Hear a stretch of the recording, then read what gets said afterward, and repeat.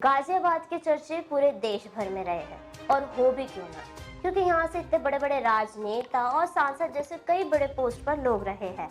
और वहीं गाजियाबाद का इतिहास भी अपने आप में काफी बड़ा रहा है और किसी से छुपा भी नहीं है। लोग यहाँ की हर एक रुख से वाकिफ है। और मैं पलक मुजाल आप सभी का रियल लाइफ न्यूज ब्यूरो में स्वागत करती हूँ। और आज हम इसी जिले की एक ऐसी शख्सियत से बात करने जा रहे हैं। जी हाँ, सही सुना हमने। आज हम जिला गाजियाबाद की एक ऐसी शख्सियत से बात करने जा रहे हैं जो किसी पहचान की मोहताज नहीं है। और उनका नाम है श्रीमती आशा शर्मा जी, जो इस वक्त गाजियाबाद की बीजेपी से करंट मेयर है, जो कि बेहद ही सुलझी हुई, अनुभवी और बेबाक नेता है।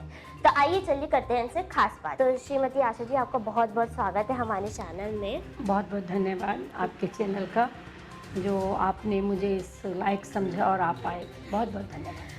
तो मैम, सबसे पहले तो मैं ये पूछना चाहती हूँ, आपका जो कार्यकाल था ये 5 साल का अब खत्म होने वाला है। तो हमारे जो जितनी भी जनता है वो ये जानना चाहती है कि इन 5 सालों में आपने बहुत ही शानदार काम किया है पूरे गाजियाबाद के लिए। तो क्या क्या विकास कार्य आपने इन 5 सालों में किए? देखिए पलक जी, मैं इसमें बताऊं कि 5 सालों में हमें सिर्फ 3.5 साल ही काम करने का सौभाग्य प्राप्त रहा, क्योंकि 1.5 साल कोरोना जैसी वैश्विक महामारी से हम जूझते रहे, गुजरते रहे। तो स्वाभाविक है कि उस टाइम हमारा नगर निगम क्या, कोई भी देश या विदेश या उत्तर प्रदेश में कोई भी ऐसे काम नहीं हो सके जो हम सड़कों पे करके काम करें। 3.5 साल की उपलब्धि अगर मैं आपको गिनाऊं तो वो कोई छुपी हुई उपलब्धि नहीं है। जब हम लोग 2017 में चुनाव जीत कर आए तो गाजियाबाद की पहचान सिर्फ एक ऐसी पहचान होती थी कि गाजियाबाद में सिर्फ जो नगर निगम में काम होते हैं, क्योंकि मेयर तो हमारे हमेशा से रहे हैं और मेयर भारतीय जनता पार्टी के रह के जुझारू थे, लेकिन सरकार बसपा या सपा की थी। केवल मेयर के होने से वो हमें फंड्स भी नहीं हो पाते थे, कुछ नहीं हो पाता था। तो लोग गाजियाबाद के नगर निगम को क्या, किसी भी नगर निगम को नहीं पहचानते थे, क्योंकि सरकार एक ऐसे हाथों में थी जो सिर्फ अपना ही विकास चाहती थी। बाकी उन्होंने कभी शहर के विकास से उनका कोई रूबरू नहीं, कोई उनका अर्थ नहीं था। 2017 में जब हम लोग अपना सदन बना, भारतीय जनता पार्टी के हमारे मेहनती पार्षद जीत कर आए, तो हमने एक निर्णय लिया और वही हमने अपने घोषणा पत्र में दिखाया था कि हम गाजियाबाद को, जो अब तक गाजियाबाद की पहचान सपा बसपा की सरकार में गुंडा, जंगल राज, भ्रष्टाचार, आतंकवाद, घूसखोरी, बलात्कारी, एक ऐसे गाजियाबाद का या उत्तर प्रदेश के जिलों को देखा जाता था, उसको हमें ये था कि हम गाजियाबाद को एक विकास शहर बनाएंगे, एक विकसित शहर बनाएंगे और गाजियाबाद का जो नाम है वो उत्तर प्रदेश में ऐसा गूंजेगा जैसा कि आप देख ही रहे हैं। अनेकों उजड़े हुए काम, यहाँ पर सड़कों का निर्माण नहीं था, लगता नहीं था कि गड्ढे में सड़क है, ये सड़क में गड्ढा है। सबसे पहले काम हमने सदन की सहमति से, क्योंकि कोई काम बिना सदन की सहमति से नहीं होता, हमने सड़कों का निर्माण करा। हमने एक निर्णय लिया कि हम शहर को गड्ढा मुक्त करेंगे। फिर हमने सड़कों का निर्माण लिया। फिर सौंदर्य के नाम पर यहाँ कुछ नहीं था। लोग नोएडा में जाते थे, परी चौक, घंटी चौक, ऐसे देख देख के मुझे बताते थे। तो मैंने भी निर्णय लिया कि गाजियाबाद में भी एक ऐसी चीज़ बनी जाए जो लोग याद रखें। चौराहे, तिराहे, हमारे 1200 पार्क थे जो उजड़े हुए पार्क थे, उसमें से लगभग हमने 600 साढ़े 600 पार्कों का सौंदर्यकरण ही के नहीं, सौंदर्यकरण के साथ साथ उसको पूरी तरह विकसित कराए। उसमें ओपन जिम लगवाए, जो कि अपने आप में बहुत बड़ी चीज़ है। हमारे पार्षद बैठे हैं नंदग्राम के, आप इनसे पूछो, इनके चौराहे तिराहे देखो। लोग पहले नंदग्राम को पसंद नहीं करते थे कि नंदग्राम एक बड़ा स्लम एरिया है, पिछड़ा एरिया है, लेकिन आज आप जाके देखिए, वहाँ वो चौराहे हैं जो कवि नगर, राजनगर में नहीं है। तो ये सब सरकार पे, सब नियत पे, नीति पे, काम करने की क्षमता पे, ये सब डिपेंड करता है। पार्षद हमारी कृष्णा त्यागी इतनी मेहनती हैं, हमारे वीरेंद्र जी भाजपा की पहचान अपने आप में रहे। जब दोनों पूरा घर जनता की सेवा में लगाए तो क्यों नहीं काम होंगे। तो आपका जो ये शानदार काम है वो तो दिख भी रहा है। अगर हम किसी भी गली में चले जाए गाजियाबाद की, वो तो काम दिख ही रहा है। और जैसे कि आपने बताया, आपसे पहले भी यहाँ बीजेपी के मेयर रह चुके हैं, लेकिन मैं जानना चाहती हूँ उनके काम में और आपके काम में क्या फ़र्क था जो वो नहीं कर पाए और आपने कर दिखाया? देखिए, बिल्कुल नहीं, मैं कह रही हूँ बीजेपी के मेयर थे, लेकिन फंड हमें कहाँ से मिलता है? या तो स्टेट गवर्नमेंट से या सेंट्रल गवर्नमेंट से। हमारी स्टेट गवर्नमेंट थी नहीं, टर्न बाई टर्न, कभी बसपा की गवर्नमेंट आती, कभी सपा की आती। वो लोग इसलिए हम लोगों को फंड मुहैया नहीं कराते थे कि कहीं बीजेपी के मेयर या पार्षद हैं और credit has gone to BJP mayor and पार्षद। बिल्कुल। This is the main cause of that. बिल्कुल। और कुछ नहीं था, यही कारण था कि वो लोग हमको फंड नहीं मुहैया कराते थे।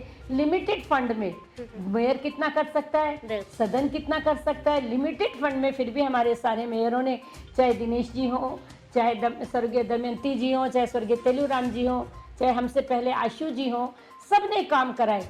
लेकिन एक दायरे में रह के आज हमारी डबल इंजन की सरकार है, प्रदेश में हमारी सरकार है, सेंट्रल में हमारी सरकार है, बहुमत हमारा है, जनप्रति हमारा है, तो हमें कोई काम कराने में अड़चन नहीं आती। और 1 रुपये का अगर हमें अनुदान मिलता है तो पूरा 1 रुपये का काम होता है। पहले अनुदान 1 रुपये का होता था और काम 15 पैसे का होता था, आज ऐसा नहीं है। और जब हमने ज्वाइनिंग करा तो गाजियाबाद स्वच्छता में बहुत पिछड़ा हुआ था। हमारा 319वां पायदान था गाजियाबाद। सोच के भी ऐसा डर लगता था कि 319वां गाजियाबाद का पायदान है। निरंतर प्रयास के सामने, क्योंकि हम सुधरे तो जग सुधरे। मैंने लगातार, अगर 6 बजे मेरा कोई ब्यूरोक्रेट्स, मेरा कोई IAS या मेरा कोई अधिकारी, नगर आयुक्त अगर 6 बजे निकला है सफाई का भ्रमण करने के लिए, तो 5:45 बजे मैं निकल के पहले वहाँ खड़ी मिलती थी। क्योंकि जब आप वहाँ खड़े रहेंगे तो अधिकारी भी तभी सुनेंगे। और उस पायदान को लाते लाते लाते लाते आज उत्तर प्रदेश में गाजियाबाद नंबर 1 पर है। बहुत बहुत पूरे देश में 13वें नंबर पर। आप ये देखिए, दिस इज द, मैं यही कह सकती हूँ कि कार्य करने की इच्छा शक्ति होनी चाहिए। और जहाँ नेतृत्व हमें मोदी जी और योगी जी का मिल रहा है तो स्वाभाविक है, यथा राजा तथा प्रजा। तो आशा जी, मेरा आखिरी सवाल यही है कि अब नवरात्र आने वाले हैं, तो गाजियाबाद के लिए इस बार क्या तैयारी है नवरात्र? पहले से ही हम लोग लगभग 15 दिन पहले से ही तैयारी कर ली, क्योंकि अब ये बारिश जो हो रही है इसकी मैं 20 दिन पहले ही मैं बैठक ले चुकी हूँ।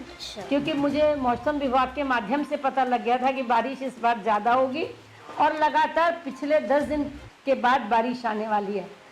तो चूंकि इस टाइम सारा हमारा कंस्ट्रक्शन वर्क चल रहा है, टोटल कंस्ट्रक्शन वर्क चल रहा है, रैपिड रेल का हो या हमारे और किसी तरह से हो, उसके बावजूद भी एक इंस्ट्रक्शन दिया कि शहर में जल भराव नहीं होना चाहिए।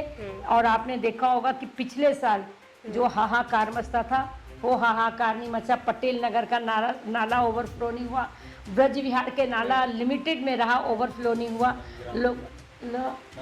नंदग्राम का नाला, हमारे पार्षद ही बैठे, नंदग्राम का नाला बिल्कुल एक स्मूथ होके बह रहा है। और इस बार भी हमें पूरे यकीन है कि कोई दिक्कत नहीं होगी। नवरात्रों में हमने मंदिरों की सफाई, साफ सुथराई, मंदिरों के आगे हमने पूरी तरह से टैंकर की व्यवस्था, पथ प्रकाश की व्यवस्था, लाइट की व्यवस्था, कोई ऐसा ना हो कि हमारे श्रद्धालु को किसी तरह से, हमारे भक्त जनों को किसी से, क्योंकि नवरात्र हमारा बहुत बड़ा त्यौहार होता है, तो उसको हमने पूरा कर लिया। लेकिन हमने पूरे शहर से भी अपील करी है और आपके चैनल के माध्यम से मैं फिर अपील करती हूँ कि आपका भी शहर है, जितना हमारा शहर है उतना आपका शहर है। शहर हमें देता है सब कुछ, हम भी तो कुछ देना सीखे इस शहर को। आप गंदगी ना फैलाएं। अगर आप कोई भंडारा कर रहे हो तो उसको डस्टबिन में रखें, उसको सड़कों ना कराएं। आप प्लास्टिक की प्लेटों का उपयोग ना करें, प्लास्टिक के ग्लास का उपयोग ना करें और गाजियाबाद को स्वच्छ सुंदर बनाने में हमारी मदद करें, जैसे पहले करते रहें। और हम सब मिलकर कहें, वाह गाजियाबाद, गजब गाजियाबाद। बिल्कुल बिल्कुल ज़रूर कहेंगे और आपकी अपील भी हमारे दर्शक बिल्कुल सुनेंगे। तो ये थी हमारे से श्रीमती आशा जी, वो भी गाजियाबाद की मेयर, जिन्होंने नवरात्रों में क्या प्लानिंग कर दी है ये आप सब जान ही चुके हैं।